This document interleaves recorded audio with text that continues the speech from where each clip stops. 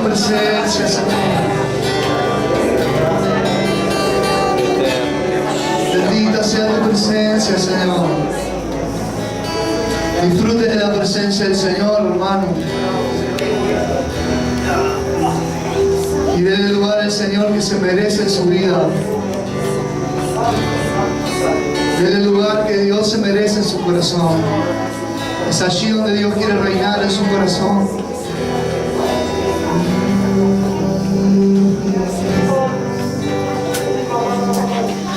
Y se apagan las luces que están sobre el hombre. Solo tú mereces brillar. Dígale, se apagan las luces. Y se apagan las luces que están sobre el hombre. Solo tú mereces brillar. Y no hay nadie más importante que Jesús. Ven y toma tu lugar. Ven y toma tu lugar. Oh, Señor, ven y toma tu lugar.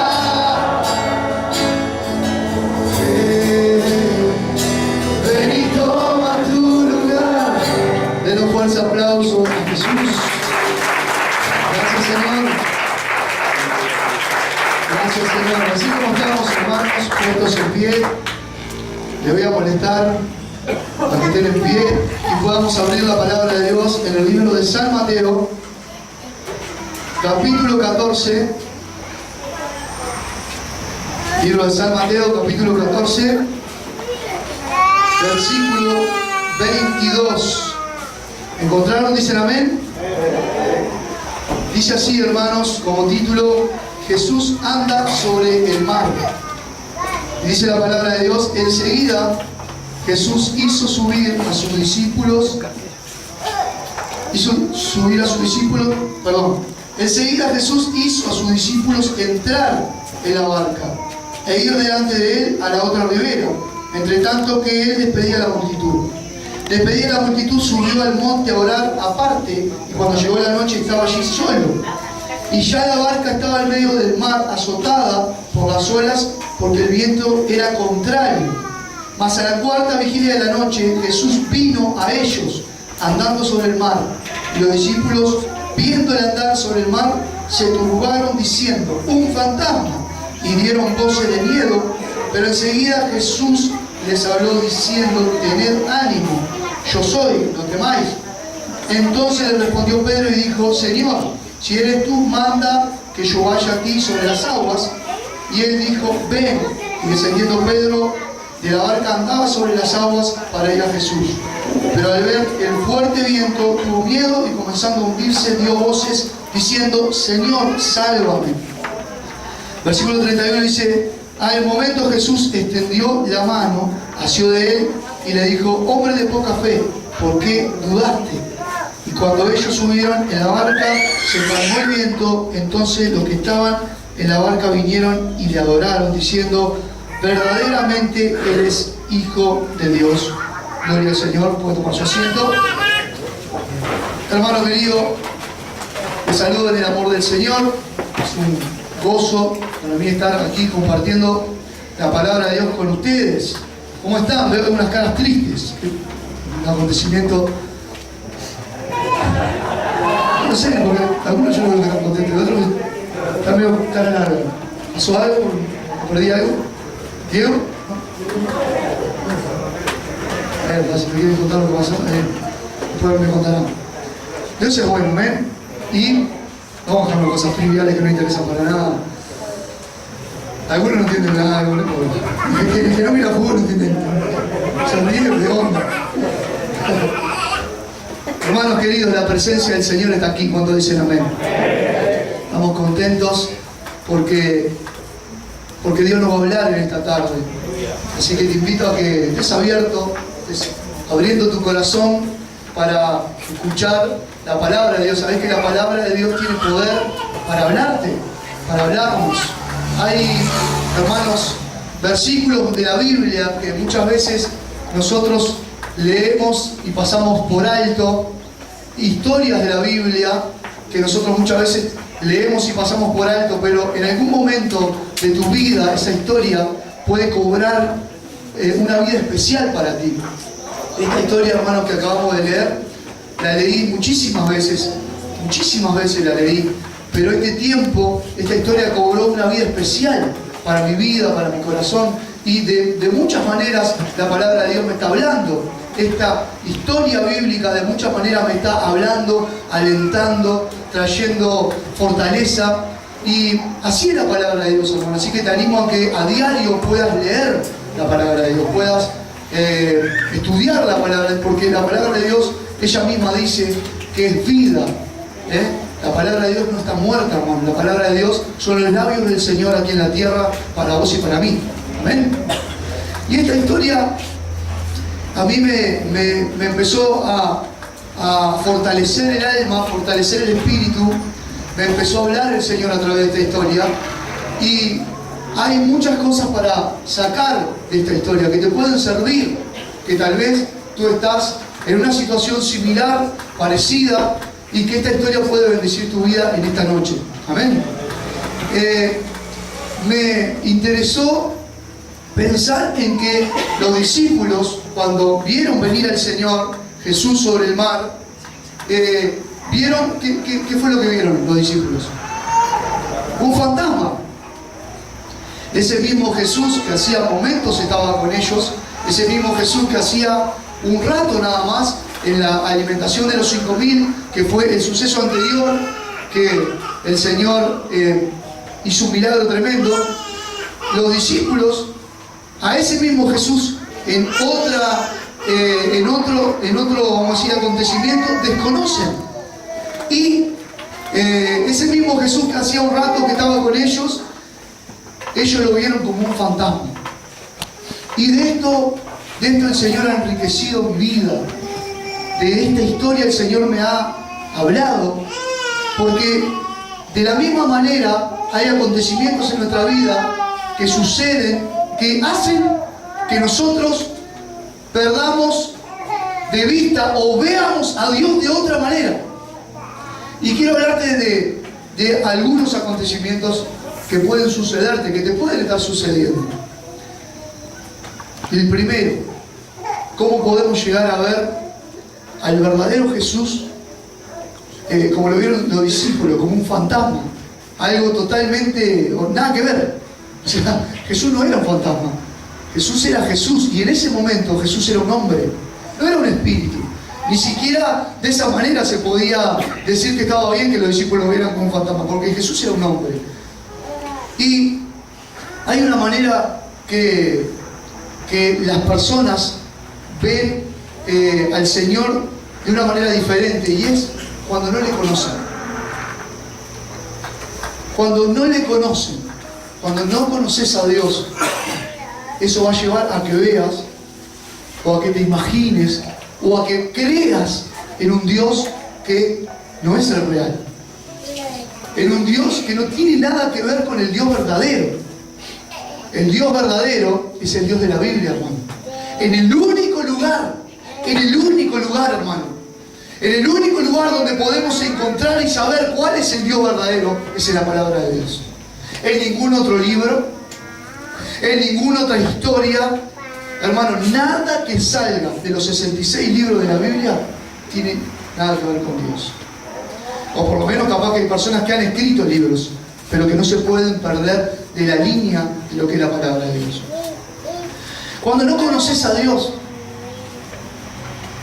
vas a creer en un Dios probablemente que nada que ver con el Dios verdadero. Hay personas que no han experimentado al Dios verdadero en sus vidas, entonces creen lamentablemente cualquier cosa. En la India, por ejemplo, se sabían que creen en el Dios de la vaca. Y acá nos morfamos la vaca, o sea que nos morfamos el Dios de la India. Entonces, si vienen los indios acá, nos cocinan. Nos estamos morfando el Dios de la India. Y, hermano, Esto pasa porque el ser humano tiene la necesidad de creer en alguien. Mira, hasta el más grande de los ateos, para llegar a ser ateo, en algún momento tuvo que creer. O en algún momento tuvo que cuestionarse la existencia de Dios o no. Y nosotros, hermanos, fuimos creados para creer. Lamentablemente, cuando el ser humano no conoce al Dios verdadero, va a creer en cualquier cosa. Y muchos de nosotros, que éramos unos atrevidos bárbaros, ¿y por qué digo atrevidos? Porque nosotros no hacíamos a Dios. Yo decía, yo creo en Dios a mi manera. Era facilísimo creer en Dios, ¿no? Yo me hacía Dios.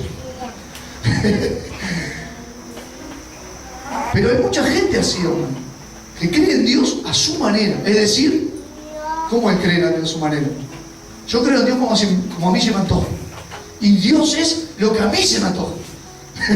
Es una papa creer en Dios, ¿no? En mi Biblia no se va al infierno. En mi Biblia se puede pecar. No tanto, pero alguna cosa así. En la Biblia de Dios. Yo creo en Dios a mi manera. Existe el cielo, por supuesto, no el infierno.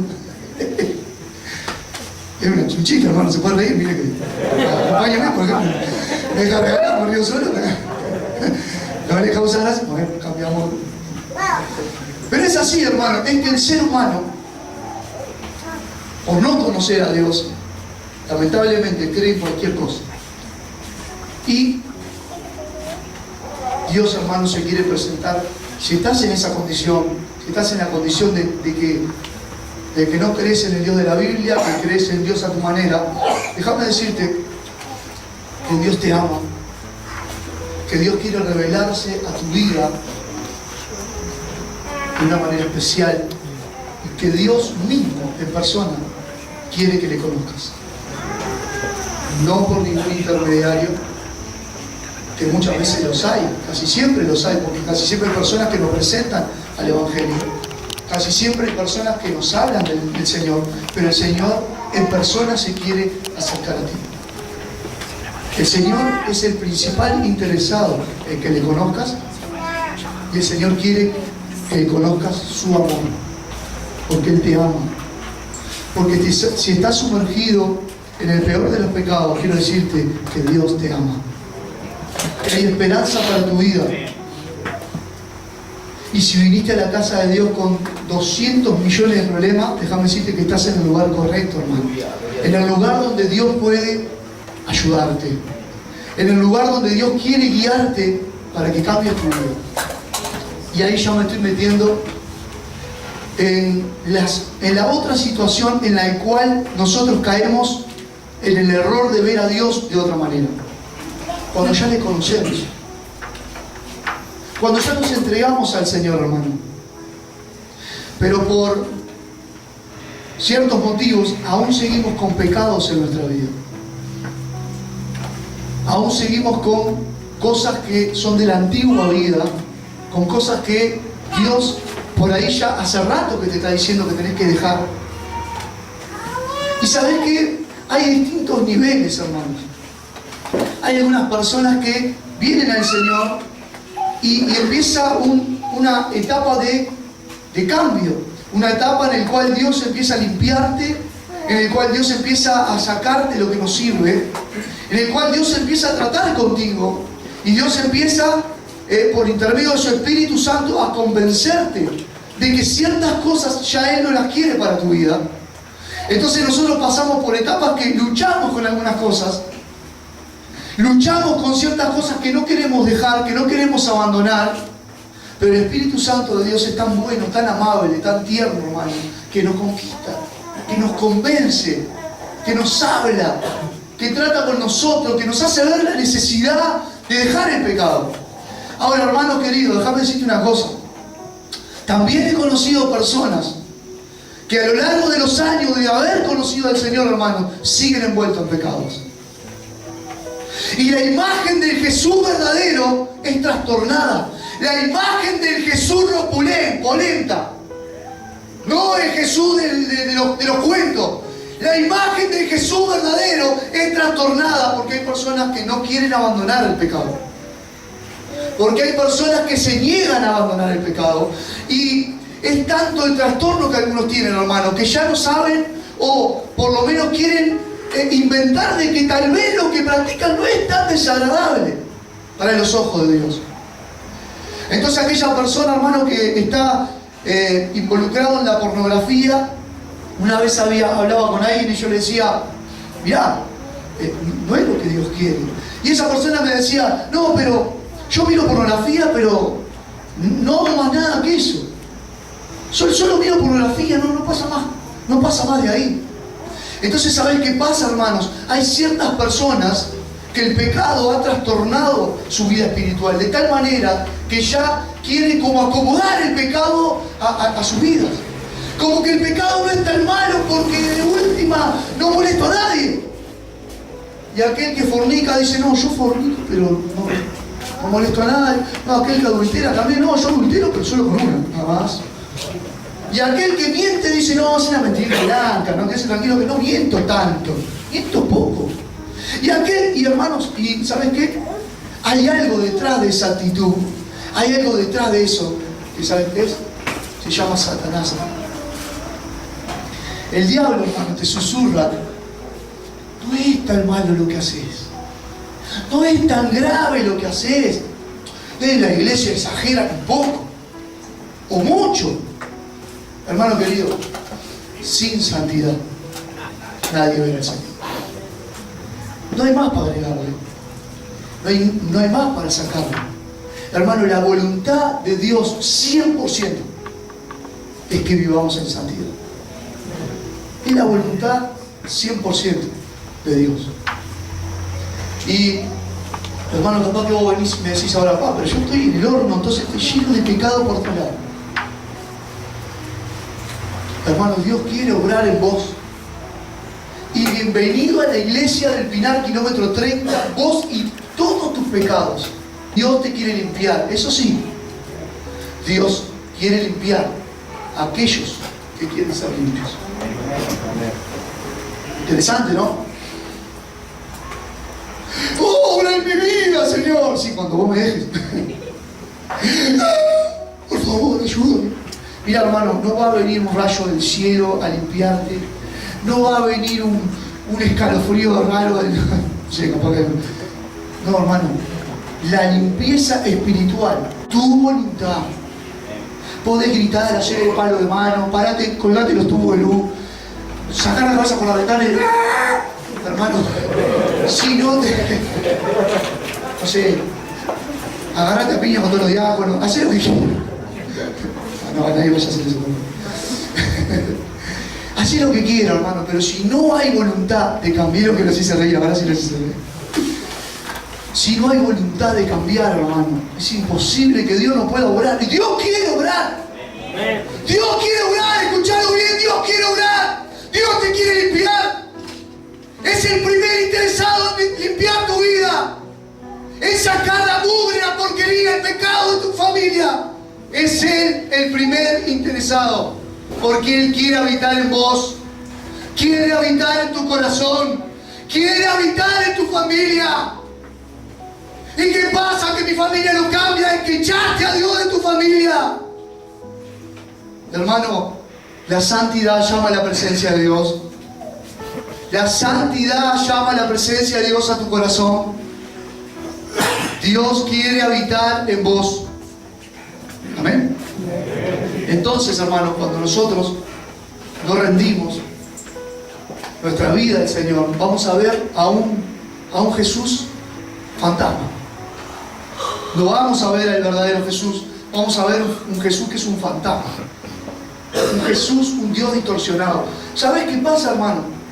Cuando nosotros vemos a un Jesús distorsionado, porque nuestra vida espiritual está distorsionada, nosotros vamos a ver todo distorsionado. Todo distorsionado.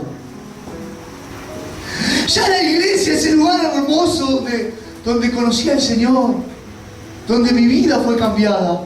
Ya la iglesia, ya no quiero ni ir a la iglesia. Ya me tienen todo re quemado en la iglesia. Me encuentro un hermano de la iglesia afuera y nos hago más moña para no saludarlo. amonia. ¿Por qué, hermano? Porque cuando se distorsiona nuestra vida espiritual, se distorsiona todo.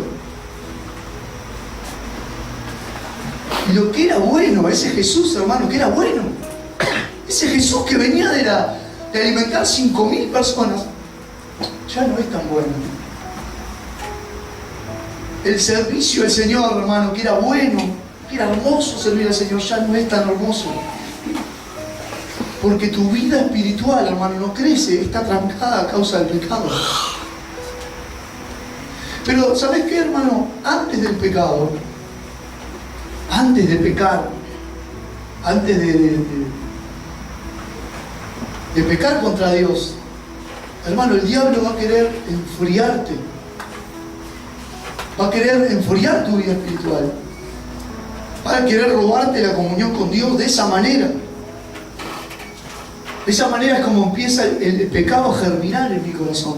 Y después, tarde o temprano, peco. Pero lo primero es enfriarte, hermano. Ninguna persona llena del Espíritu, del fuego de Dios, de la presencia del Señor que sale de acá, está en la parada y está en el ómnibus y está, ya, macatará, macayo, Señor del destino, y macatará, soy yo. Estaba loquito el tipo, ¿no? Pero nadie lleno del Espíritu Santo, hermano, va a pecar.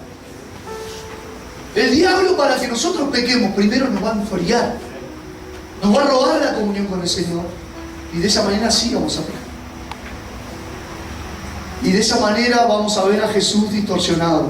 Como Adán y Eva, su visión fue distorsionada a partir de que hablan con el diablo en el huerto del Edén. A partir de que Adán y Eva hablan con el diablo en el huerto del Edén, su visión fue trastornada. Ya el árbol que Dios dijo no coman, ya que dijo la mujer, no es tan malo. Siempre la culpa la tiene la mujer, ¿verdad? Una bromita. Acá mi esposa me va a tirar con un zapato por la nuca. Pero ya la visión, hermano, ya fue trastocada. Hermano, el rey David, una historia que nosotros hablamos y mucho del rey David. Cuando peca, la visión que él tenía de Dios fue totalmente trastornada.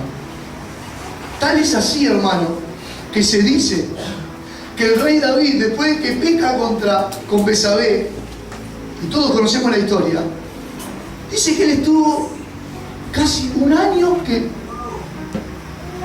dijo nada. Ahora, hermano, no conocía a Dios, no sabía que Dios iba a sacar toda luz, no sabía que tarde o temprano lo que él había hecho iba a salir a luz. Es que, hermano, el pecado trastorna nuestra vida, trastorna nuestra manera de ver a Dios, trastorna nuestra manera de servir a Dios, porque nunca vas a servir a Dios, hermano, en la plenitud del Señor, estando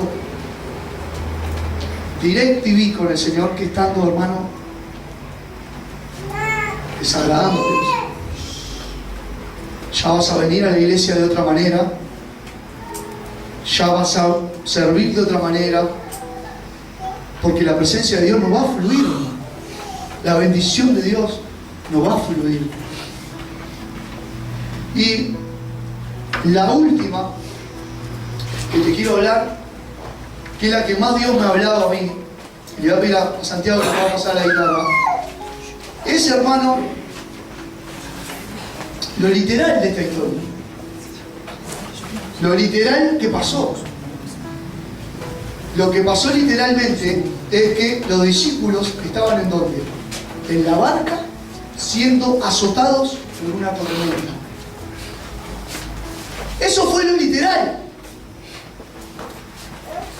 Eso fue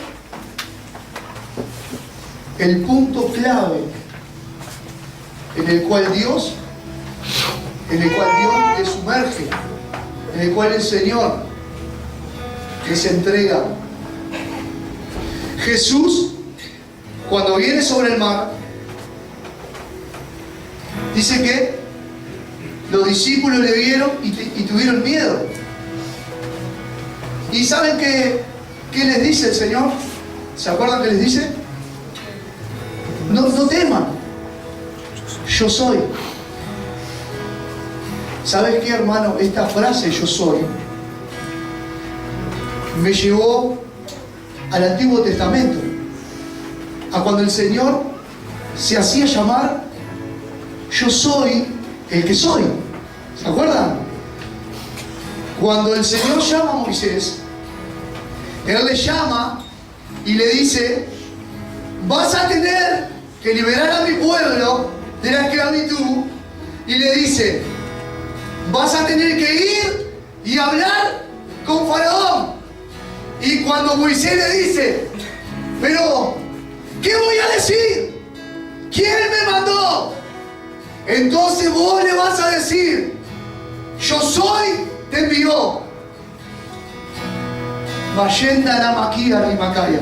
Siento la presencia del Espíritu Santo.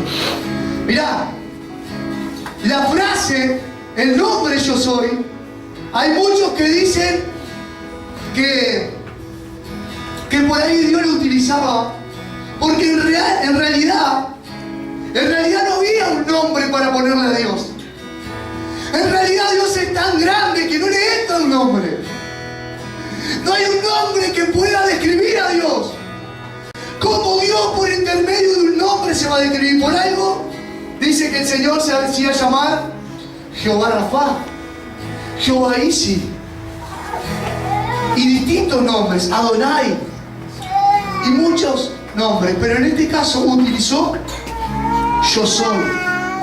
¿Y saben qué? Hay una connotación hebrea con este nombre que, hermanos, a mí me sirvió, me alimentó, me fortaleció, me llevó a poder confiar en el Señor. Mirá, dice así, la frase yo soy, aquel que soy, según las reglas de la gramática hebrea, significa yo soy aquel que estaba, yo soy aquel que estoy y yo soy aquel que estará. Bendito sea el nombre de Jesús. Hermano querido, el Señor Jesús, cuando se acercó a la barca, le llamó, no temas, yo soy, yo estoy y voy a estar. ¿Sabes qué, hermano? El Señor hoy te hace el mismo llamado que a mí me estuvo haciendo estos días.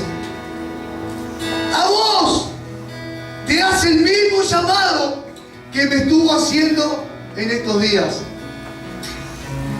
¿Sabés cuál es el llamado, hermano? Escucha bien. El llamado que el Señor te hace es a confiar en Él. A confiar en Él. El llamado no fue cuando terminó la tormenta. El llamado de Dios fue en medio de la tormenta. Es bien clarita la palabra de Dios.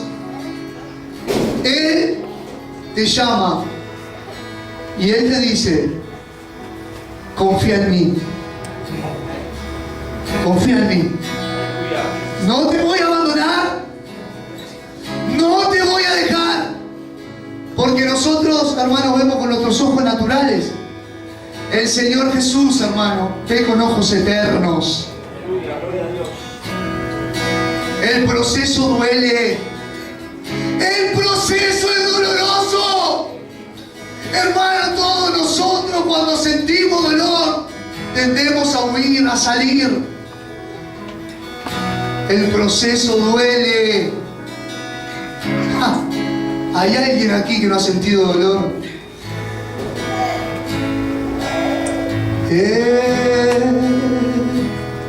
Dolor. Pero el dolor, hermano, en el Señor no es un dolor para muerte, para arruinarte. El dolor en el Señor es un dolor para que vos puedas encontrarte con el Jesús correcto. Con el Jesús correcto. Era Jesús. Era Jesús, era el Jesús verdadero. Que miró para la balsa y dijo: no tengan miedo. Hermanos, ¿saben por qué el Señor apareció por arriba del agua? No sé por qué exactamente, pero no fue para que los demás dijeran: ¡wow! ¡Mirá! ¡Qué impresionante! No, hermano, es porque el Señor sabía. El Señor sabía que iba a haber alguien que iba a querer estar donde Él estaba. El Señor sabía que iba a haber alguien que iba a decir: quiero caminar contigo, quiero caminar contigo. El Señor sabía que había un Pedro que se iba a tirar. Se iba a tirar al agua si era Él. ¿Cómo no se va a tirar al agua? Si el amado de su alma estaba ahí. ¡Oh! Bendito sea tu nombre, Señor. ¿Sabes qué? El Señor te invita a confiar en Él. ¿Cuál es la situación que estás viviendo, hermano? ¿Cuál es el problema que estás viviendo? ¿Es un problema familiar? Tengo problemas con mi familia. Mi familia se está desmoronando. El Señor te invita a confiar en Él. Confía en mí. Hermano, cuando Pedro va al agua, ¿qué pasa? Ve la tormenta y se hunde. ¿Y qué le dice el Señor? Hombre de poca fe, ¿por qué dudaste? Hermano, si esa frase, hombre de poca fe, hubiera salido de mí, hubiera salido un hombre común, hubiera salido con otra connotación. Pero todo lo que el Señor hablaba, hermano, no te olvides que todo lo que salía de la boca de Dios iba con amor. Iba con amor.